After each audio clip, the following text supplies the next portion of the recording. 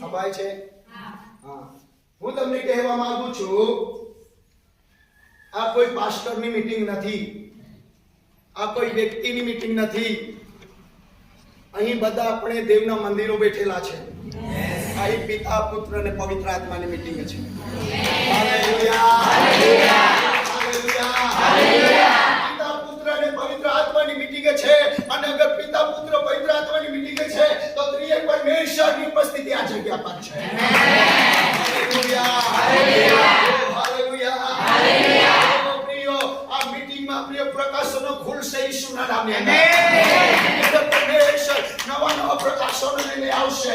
આ મીટિંગ અન્ય મીટિંગો કરતા અલગ છે કે આ મીટિંગ ઓ પ્રિય ત્રિએક પરમેશ્વરની છે. આમેન, આમેન, હાલેલુયા, હાલેલુયા.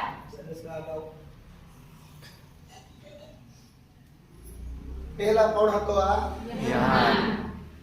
હવે યહાન નથી, આ યશાયા છે. કોણ છે? યશાયા. યશાયા. યશાયા ભવિષ્યવાણી કરી રહ્યો છે. એક સ્ત્રીના પેટે પુત્ર જન્મશે અને તેનું નામ ઇમ્માનુએલ પાડવામાં આવશે. ભવિષ્યવાણી કરી રહ્યો છે યશાયા, પણ એને ખબર નથી કે કોણ આવશે. એને ખબર નથી કે એ કોણ આવશે. યશાયા તરત બેસી જાય છે. એને ખબર નથી આવશે કોણ, એ કેવો હશે. કેવળ ભવિષ્યવાણી કરી દીધી.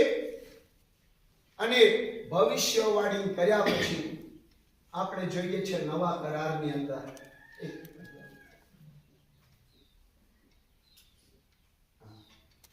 યશાયાની ભવિષ્યવાણી હતી ઇમ્માનુએલ આવશે.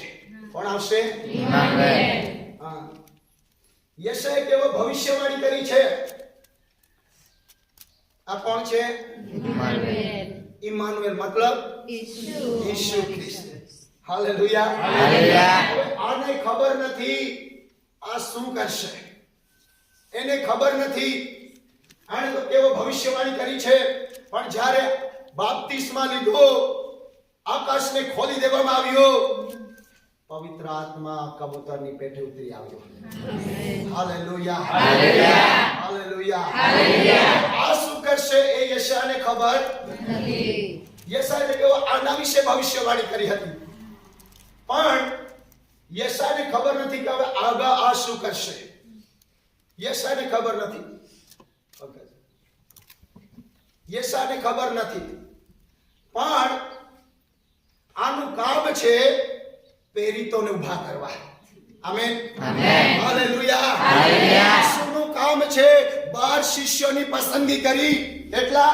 12 શિષ્યોની પસંદગી કરી. અને તેમાંથી પ્રિયો, જે મેં તમને કહ્યું, પિત્તર ગાલિલની અંદર માછલા પકડતો હતો. માછલા પકડનાર પિત્તરને પરમેશ્વરે પહેલા શોધી કાઢ્યો. આ કોણ છે? પિત્તર છે. Hallelujah, hallelujah. આ પિત્તર છે. યશાયાને ખબર નથી. આને તો કેવો ઈસુ વિશે ભવિષ્યવાણી કરી હતી. હવે ઈસુ જાણે છે કે કેવી રીતના સેવાની અંદર આગળ લઈ જવો, કોને ઊભા કરવો, એ ઈસુને ખબર છે. Hallelujah, hallelujah. યશાયાને ખબર નથી, ઈસુ જાણે છે. ઈસુએ પિત્તરની શોધ કરી. અને પિત્તર જ્યાં ગાલિલની અંદર માછલા પકડતો હતો, ત્યાંથી પરમેશ્વર પિત્તરને બોલાવ્યો. અને પિત્તરને બોલાવીને કહ્યું, પિત્તર મારી પાસે આવ. અને પરમેશ્વર પિત્તરને કહ્યું, માથીની લખેલી સુવાર્તા તેનો 6મો અધ્યાય અને 18મી કલમને આપણે વાંચી લઈએ. અને હું પણ તને કહું છું કે પરમેશ્વર હવે કહી રહ્યો છે. કોણ કહી રહ્યો છે? અરે બોલીએ, કોણ કહે છે? હા, પહેલા યશાયાએ કીધું. કોણે કીધું? યશાયા બોલ્યો કે એક સ્ત્રીના પેટે એક છોકરો જન્મશે અને તેનું નામ ઇમ્માનુએલ પાડવામાં આવશે. પણ હવે યશાયાનો વારો નથી. હવે ઈસુ પોતે બોલી રહ્યા છે. આમેન, આમેન, હાલેલુયા, હાલેલુયા. ઈસુ પોતે બોલી રહ્યા છે અને કહે છે, ફરીને વાંચીએ. અને હું પણ તને કહું છું કે હવે ઈસુ પિત્તરને કહે છે કે પિત્તર, હું તને કહું છું કે તું પિત્તર છે. તું કોણ છે? પિત્તર. અરે તું પિત્તર છે. અને આ પથ્થર પર હું મારી મંડળી બાંધીશ. અને આ પથ્થર પર એટલે કે પિત્તર પર હું મારી મણીની સ્થાપના કરવા જઈ રહ્યો છું. Hallelujah, hallelujah. પહેલા પિત્તર માછલા પકડવા વ્યક્તિ હતો, પણ ઈશ્વર એમને શું બનાવી રહ્યો છે? દાસોને પકડનારો. તમે ચૂકી ગયા છો. મડી બનાવવા જઈ રહ્યો છે. હાલેલુયા. ઈસુ પિત્તરને શું બનાવવા જઈ રહ્યો છે? મંડી બનાવવા જઈ રહ્યો છે. આમેન. તો હવે હું તમને કહેવા માંગુ છું, મડી કોણ છે? મડી કોણ છે?